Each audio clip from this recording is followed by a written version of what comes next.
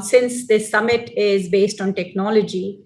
So we have seen over the last so many centuries a lot of life-changing, world-changing technology developments. So I'll just name a few. Automotive industry started in 1900s. In 10 years, 80% of New York City had cars. If you look at, internet is supposed to be a curse and a boon, but in 1983 is when internet really started. And, now we seem to not be able to live without internet. Now, as we speak, artificial intelligence is being looked at a technology for population scale, looked at for various solutions that human beings can imagine at very large scale. Now, if we look at technologies like AI, I believe that they need to be built on foundation of ethics. But can we build a framework for AI that leverages from spirituality, that leverages from ethics? I wanted to hear your viewpoint on how do you think we can leverage the knowledge that we have, the spiritual knowledge that we have, the compilation of a lot of moral and ethical needs into solutions that AI could develop. So you just wanted to hear your viewpoint, Sadhguruji. If I can make a little correction on that question, if it's allowed. Absolutely. Because spiritual process is not morality. Spirituality is not morality. Spirituality is not a bundle of ethics. Spirituality is not commandments, thou shalt not do this, thou shalt not do that. Because morality is relevant only if you've lost your humanity. If your humanity is overflowing, why do you need morality? See, I don't need morality to be good to you. My humanity will always stand by me. When we are human beings, why are we not allowing our humanity to reverberate? We suppress our humanity and then try to superimpose a morality which is supposed to fix us. You fix any kind of moral, any kind of ethic, people will find ways to subvert it. People will find ways. If you have not learned that in these thousands of years, that you still believe moral and ethical foundations will fix everything, it will not. People will find ways. So what is the solution?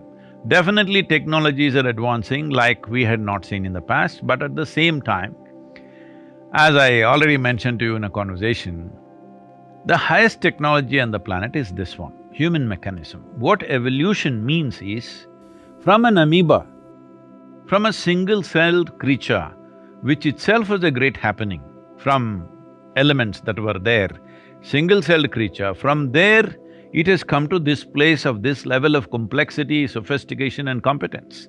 This is the highest technology. Every other technology that you are doing, your supercomputer is also a small outcome, a drop out of this one, isn't it? Very true. So when you have this technology, why is it we have not even given users' manuals to our children and to ourselves? We still don't know how to use this. This has become a big mess. Right now, human beings are only suffering their own intelligence, their own competence. If they were an amoeba, did you have to teach them how to meditate? I'm asking. They would be just fine, isn't it? So unfortunately, human intelligence has been left unused, mishandled and turned against ourselves in so many different ways. Now we are going for technologies. Whatever the technology, the important thing is who handles it, right? The impact of the technology upon the world is not determined by technology alone, who handles it. Just something as wonderful as a phone, cell phone, okay? We are a classic example as a generation of people because half our lives or more than half our lives, we did not have such an instrument. Suddenly this thing came, initially we didn't figure what it is. Once we realized what it is, we grabbed it, all right?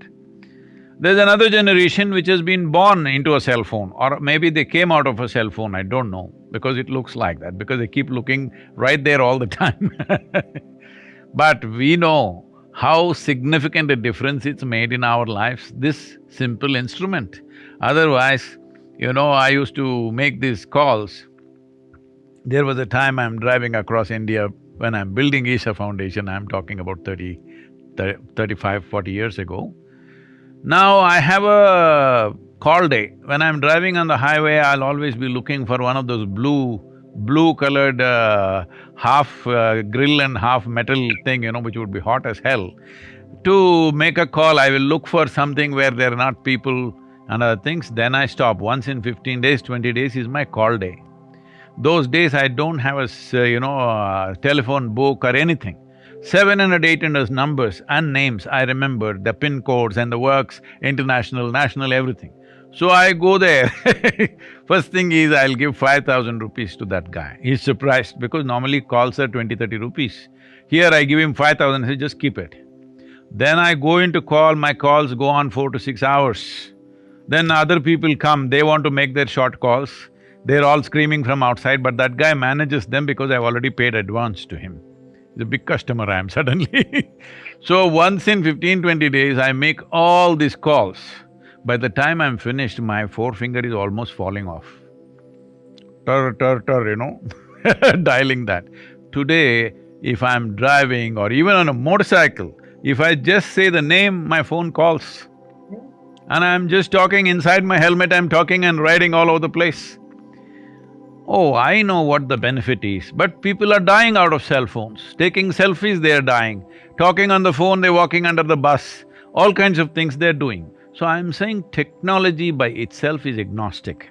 It has no quality of its own. Who uses it, for what purposes we use it. But till now, the history of technology has been such, always the cutting-edge technology always went into the military hands first. Military usage is first. After we have figured out how we can kill people with this technology, then we will figure out how to save lives, how to do good to the world. This has been our history till now. Last 100 years, if you look back and see, all this happened this way. This we must change. If this we have to change, this is not going to happen with morality, because morality is very identity-based. See, now I'm an Indian, I can use technology to kill somebody that India doesn't like. Now I'm an American, I can use this technology to kill somebody who's not an American or who I perceive as against America. So I'm saying, your morals, ethics, values are all very identity-based. This is why spiritual process is significant, because spirituality means your experience of life has transcended your physical nature. Correct. Your physical identity of my body is my first physical identity. Then comes my family, my community, my nation, my race, my religion, variety of caste, creed, whatever else. Isn't these identities, even if I have a simple stick, I will use it against those who are against my community, against my nation, against my race, religion, whatever. If I have a knife, I will use that.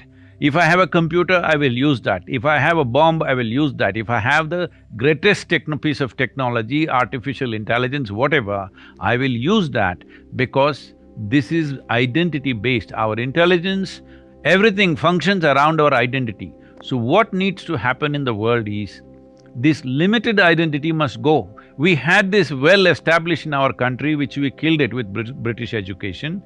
Before starting education process in India, there was a process where we made sure the child stands up and says, Aham Brahmasmi. This means my identity is cosmic. Yes. Because education is seen as empowerment. If you empower a person who has limited identity, he is a disaster for the world. He may have good intentions, but his good intentions will be limited to his community, his nation, his race, his religion, like this. It is important we raise human beings in a way where our identity is cosmic in nature, at least global in nature. Only if this happens, that genuinely, right from childhood you came up in a way, seeing that you are a global citizen or a cosmic citizen, you see that you are a part of this and everything is actually a part of you, only then this will happen. This is what spiritual process means, that your experience of life is one with everything. The word yoga distinctly defines this. Unfortunately, people think yoga means twisting and turning. The word yoga means union. That is, in your experience, you experienced everything as yourself. I mean, this is not some rocket science, this is so simple. See, if you're breathing, is it very difficult to understand that when you breathe, one part of your breathing apparatus are here, but the entire atmospheric bubble is your lung. Without it, you cannot breathe, isn't it? One is pumping in, one is pumping out, in and out, but without this bubble, can you breathe? So at least if you identify with your entire portion of your breath, you would be one with everything. You know, we started a whole movement called Project Green Hands with this. When I saw the Tamil Nadu was moving towards desertification, I just made people sit under a tree and put them through a certain spiritual process where what you exhale, trees are inhaling, what trees exhale, you are inhaling. Once they experience this, you can't stop them from planting trees. They understood one half of our lungs are hanging out there. Today, out of this simple project that we started 20 years ago or 22 years ago now, over 38 million living trees they have created. They've changed the landscape of Tamil Nadu. Of all the places in the world, southern India, the green cover has increased significantly in the last 15 years.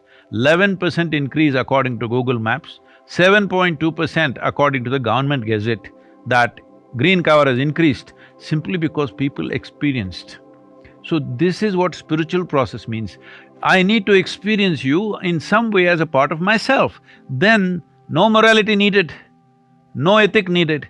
This looks like a long shot, oh, is this going to happen? Well, nothing is going to happen if you don't strive. It's as simple as that. See, in United States, right now I'm here. For example, 150 years ago, 97% of the population was illiterate.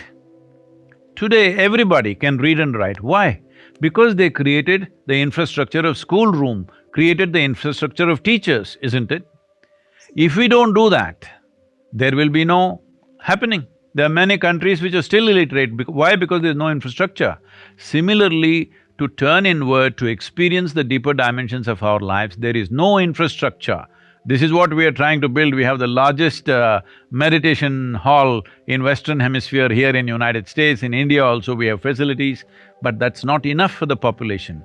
As there are schoolrooms, as there are hospitals, as there are toilets, is it not necessary something for your inner well-being should be everywhere?